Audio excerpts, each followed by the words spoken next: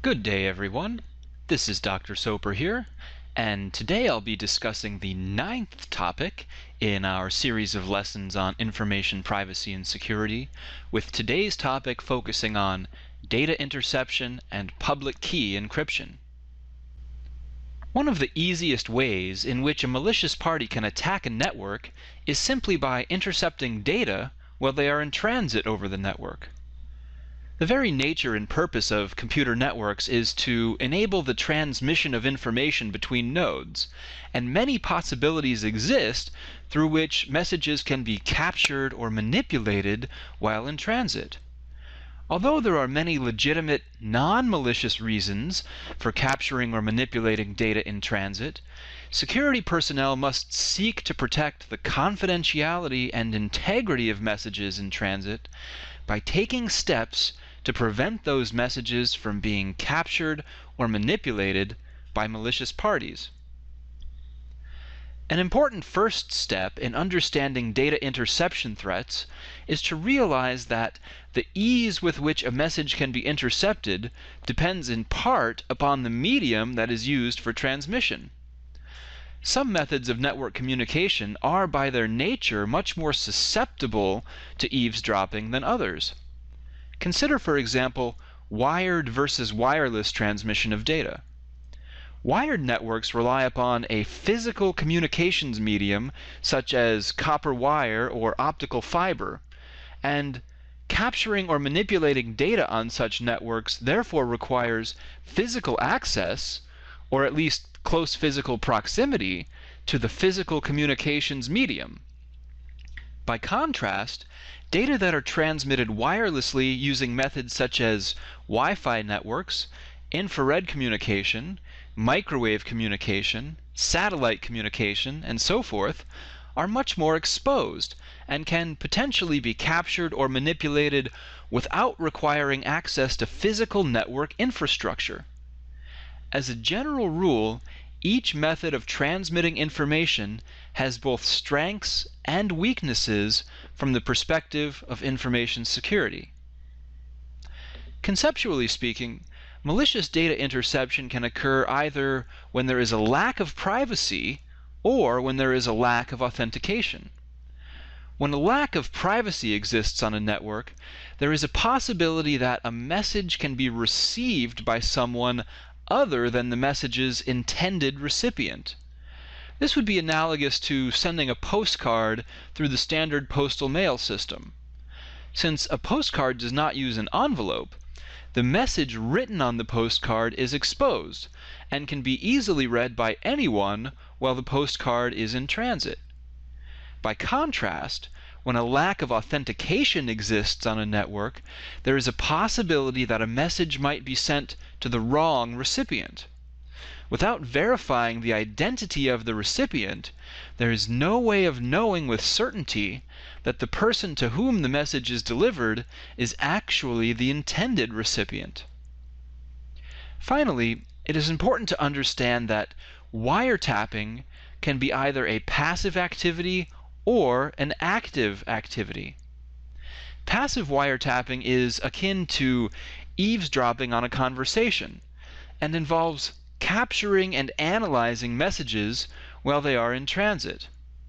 Although passive wiretapping might be used to maliciously snoop on the contents of a message, for example through the use of packet sniffing software, it can also be used to gather data on who is communicating with whom. For example, by capturing the MAC addresses of the sender and receiver. As opposed to simply gathering and analyzing information, active wiretapping involves covertly modifying messages in transit or fabricating false messages. The purpose of active wiretapping is to gather more information or to effect different outcomes than what could otherwise be achieved through the use of passive wiretapping. Illicit data interception threatens both the confidentiality and the integrity of messages being transmitted over a network. With respect to confidentiality, it is important to understand that the confidentiality of messages traveling over a network can be compromised in many ways, including through message misdelivery, message exposure, and through traffic flow analysis. Misdelivery can occur when a flaw in the network hardware or software causes a message to be routed to an unintended recipient. Messages can be exposed because they must commonly travel through many network links and devices while in transit to their final destinations, and this provides many opportunities for their contents to be examined by parties other than the intended recipient. Finally, examining network traffic flows reveals who is sending messages to whom. The ability to demonstrate, for example, that a suspected spy has been communicating with a foreign government might be of great value, even if the contents of the message cannot be read.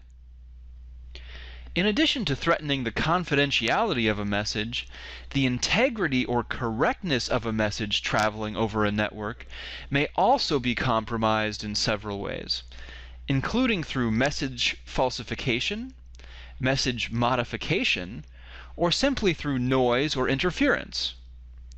With respect to falsification, a fabricated message that appears to be from a legitimate source may instruct the receiver to perform an erroneous or hazardous action. A similar threat exists with respect to the malicious modification of a message while it is in transit. Finally, messages that are transmitted through network connections are susceptible to both natural and artificial noise or interference, and such interference might delay or impede message delivery.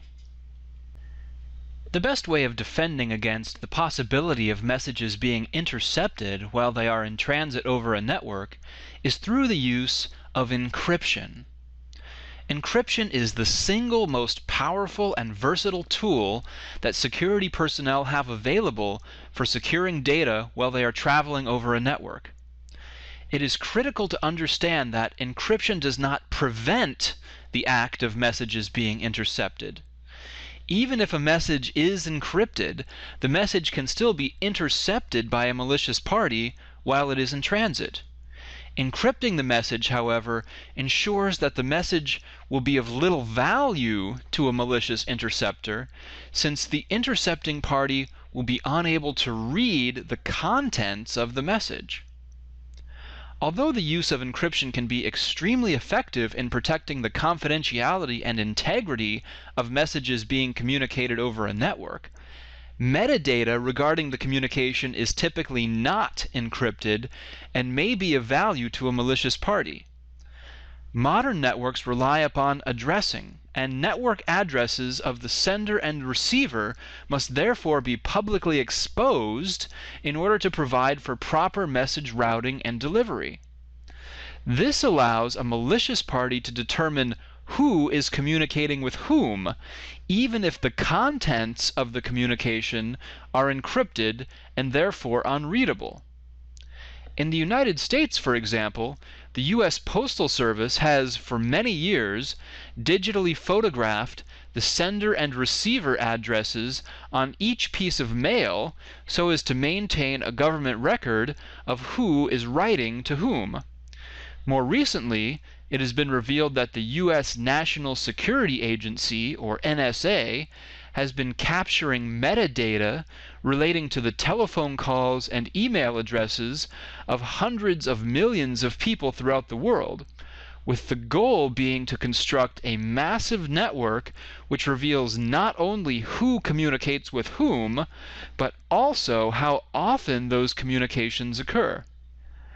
Even if the contents of these communications are protected, such information can still be used to identify social and professional networks, terrorist activities, espionage activities, and so forth. Messages being sent over a network can be encrypted in several different ways, including link encryption, end-to-end encryption, or a combination of the two. Before describing these encryption methods, however, let's first consider an unprotected message traveling over a network. In a typical scenario, a message is transmitted from a sender to a receiver. These two parties are commonly separated by several hops, and the message must therefore travel through several intermediary network links and nodes before it can reach the receiver. If the message is unprotected, then its contents could be read or modified at any point while the message is in transit. Specifically, the message could be read or modified by wiretapping any of the communications links between the sender and the receiver, or by using appropriate malicious software or hardware at any of the nodes through which the message must pass while in transit. In contrast to sending messages in an unprotected manner, link encryption can be used to protect the contents of a message while it is in transit over a communications link. Link encryption is typically implemented using network hardware, such as via routers or circuit-level gateways. In link encryption, a message is encrypted just before it leaves a node on the network. Upon arriving at the next node, the message is unencrypted, modified or routed as necessary, and then encrypted again for transmission to the next node. In this model of network encryption, the contents of a message are protected while the message is traveling over each communications link, but the message is exposed and therefore susceptible to interception or modification at each intermediary node between the sender and the receiver. To prevent messages from being exposed at each node while in transit, the sender and receiver might adopt software which implements end-to-end encryption. In end-to-end encryption, software is used to encrypt a message at the highest layers of the network protocol stack. This means that the message is encrypted before it even reaches the network interface card on the sender's computing device. The message is therefore never exposed while in transit to the receiver, and is only decrypted after it has been received by the receiver's computing device. Whereas link encryption is typically implemented using network hardware, end-to-end encryption is typically implemented using software and is therefore usually much slower than link encryption. End-to-end encryption and link encryption can, of course, be combined, if necessary, to further strengthen the security of a transmission. In the modern era, high-quality symmetric key encryption algorithms, such as the AES algorithm, are commonly used to protect data while they are in transit over a network. Standard symmetric key encryption algorithms are very fast and very secure, and can therefore be used to establish an encrypted communications channel over a public network. Unfortunately, communicating with symmetric key-based encryption requires that the communicating parties be able to securely exchange an encryption key. Securely exchanging a key to enable symmetric key-based communication is by no means a trivial task, and has come to be known as the key exchange problem.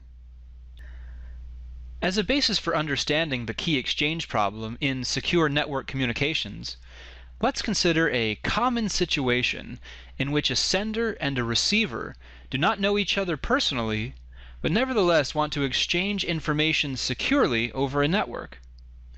An example of such a situation would be the need to establish secure communications for the purpose of conducting an online purchase.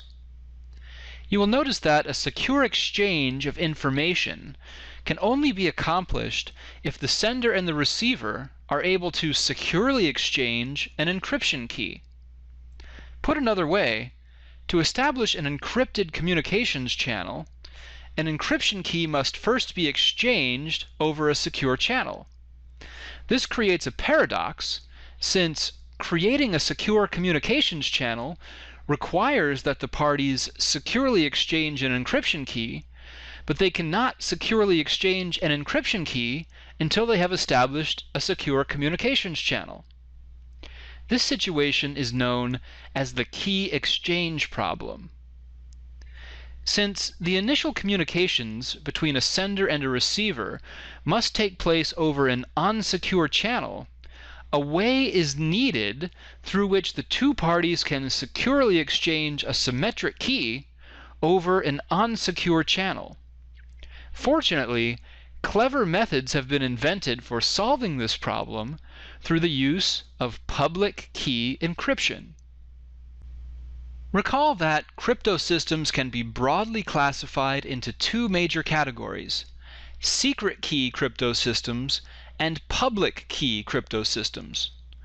Both secret key and public key crypto systems rely upon standardized and usually publicly available encryption algorithms.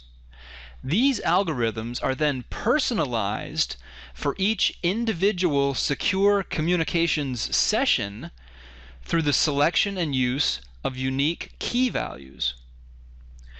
Whereas a secret key or symmetric key crypto system uses the same key value to both encrypt and decrypt a message, a public key or asymmetric key crypto system uses one key to encrypt a message and a very different key to decrypt the message. A secret key crypto system is therefore analogous to a standard door lock, where the same key is used to both lock and unlock the door. By contrast, a public key crypto system would be analogous to a situation in which one key is required to lock a door, while a very different key would be required to unlock the door. Public key encryption was developed for the purpose of eliminating the problems that are associated with symmetric key encryption, such as key distribution and exchange, the need to maintain a separate key for each pair of parties that wish to communicate, and so forth. There are three major requirements that must be met in order for a public key encryption algorithm to be considered suitable for widespread use. First, it must be computationally easy to encipher and decipher a message given the appropriate key value. This requirement is well aligned with Claude Shannon's second criterion for good ciphers, which states that both cryptographic keys and encryption algorithms should be free from complexity. According to Shannon, an encryption algorithm should be able to encipher any plain text using any allowable key without the algorithm being too complex to understand. The second major requirement for public key encryption algorithms is that it must be computationally infeasible to derive the private key from the public key. In a public key crypto system, the public key is freely distributed to unknown parties. Since the integrity of a public key crypto system is predicated upon maintaining the secrecy of the private key, deriving the private key from the public key must be so computationally time-consuming that attempting to do so would not be seen by malicious parties as a worthwhile undertaking. The third major requirement for public key encryption algorithms is that it must be computationally infeasible to determine the private key using a plain text attack. Since unknown and potentially untrustworthy parties will commonly have access to both the plain text version of a message and a ciphertext version of a message that has been enciphered using the private key, it must be so computationally time-consuming for the unknown party to recover the private key through a plain text attack that there would be essentially no value in attempting such an attack. In a public key crypto system, each key is the functional inverse of the other key. This means that each key can decrypt messages that have been encrypted using the other key. A message that is encrypted using key number 1 can therefore be decrypted using key number 2, just as a message that has been encrypted using key number 2 can be decrypted using key number 1. Note that because of this reciprocal relationship, the choice of which of the two keys to label as the public key and which of the two keys to label as the private key is entirely arbitrary. Since each key in an asymmetric crypto system is only responsible for half of the encryption-decryption process, one of the two keys can be made public, providing that the secrecy of the other key is protected. This means that the public key can be sent over an unsecure network to anyone with whom we wish to communicate, since only our secret, private key will be able to decrypt messages that have been encrypted with the public key. In a public key crypto system, there are two encryption/decryption possibilities that exist for each matching pair of public and private keys. First, a plain text message can be encrypted using the private key and then decrypted using the public key. Alternatively, a plain text message can be encrypted using the public key and then decrypted using the private key. This means that a message that has been encrypted using the public key cannot be decrypted using the public key, just as a message that has been encrypted using the private key cannot be decrypted using the private key. In light of the usefulness of public key encryption, an obvious but nevertheless important question emerges. Namely, do we still need symmetric key-based crypto systems for secure network communications? The answer to this question is that we absolutely still need symmetric key crypto systems. To understand why, consider that symmetric crypto systems are typically at least 10,000 times faster than public key crypto systems. Public key encryption algorithms use slow exponentiation and rely upon computationally expensive multiplication and division operations. By contrast, symmetric encryption systems use extremely fast bit operations, such as bitwise addition, exclusive OR operations, and so forth. One of the most widely used public key encryption algorithms is known as the RSA algorithm. The initials RSA reflect the last names of the algorithm's inventors, Rivest, Shamir, and Edelman, who first described the algorithm in 1977. A few years later, the Massachusetts Institute of Technology, or MIT, was granted a patent for the RSA algorithm. The algorithm was released into the public domain in September of 2000. The RSA algorithm is based upon the problem of factoring large integers in a finite field. Factoring large integers is a very time-consuming problem for which no shortcut is currently known. The public key in RSA-based encryption is derived by taking the product of two randomly chosen prime numbers. The private key is derived by simply computing the multiplicative inverse of the public key. Encryption in RSA is then achieved through exponentiation, such that the ciphertext is equal to the plain text raised to the power of e, where e is the public key. The plain text can be recovered simply by raising the ciphertext to the power of d, where d is the private key. How can public key encryption be used to solve the key exchange problem so that two parties can establish a secure communications channel which relies upon symmetric key encryption? Let's consider two proposed solutions to this problem. In the first proposed solution, the key exchange process begins with the sender creating the symmetric key. Next, the sender contacts the receiver and requests that the receiver send his public key over the unsecure network. The receiver, of course, retains his matching private key. Next, using the receiver's public key, the sender encrypts the symmetric key. The sender then transmits the encrypted symmetric key over the network to the receiver. The receiver then decrypts the symmetric key using his secret private key, after which the sender and the receiver are able to communicate securely using the symmetric key.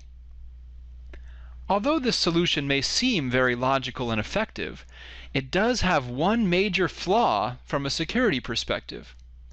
Specifically, in this proposed solution, the receiver has no way of verifying that the symmetric key was actually sent by the sender. In the second proposed solution, the key exchange process begins like before, with the sender creating the symmetric key. The sender then transmits her public key to the receiver and requests that the receiver send his public key. Both the sender and the receiver, of course, retain their respective matching private keys. Next, the sender encrypts the symmetric key using her private key, after which she encrypts the resulting ciphertext with the receiver's public key. The sender then transmits the doubly encrypted symmetric key to the receiver. Upon arrival, the receiver decrypts the first layer of encryption using his private key, after which he decrypts the symmetric key using the sender's public key. Note that this authenticates the sender because only the sender's private key could have produced a message that can be decrypted with her public key. The sender and receiver can then communicate using the symmetric key. This second method is indeed a good solution to the key exchange problem, and therefore forms the basis of virtually all secure communications among unacquainted parties over the Internet. When considering the value of public key versus symmetric key encryption, remember that both types of encryption are required in order to establish efficient, secure network communications among unacquainted parties. The primary practical difference between these two types of encryption is that public key encryption is much slower than symmetric key encryption. For this reason, public key encryption is generally used only for specialized, infrequent tasks such as symmetric key exchange, digital certificates, and so forth. Symmetric key encryption, which relies upon efficient and secure algorithms such as AES, remains the real workhorse of secure network communications. Well, my friends, thus ends our overview of data interception and public key encryption. I hope that you learned something interesting in this lesson, and until next time, have a great day.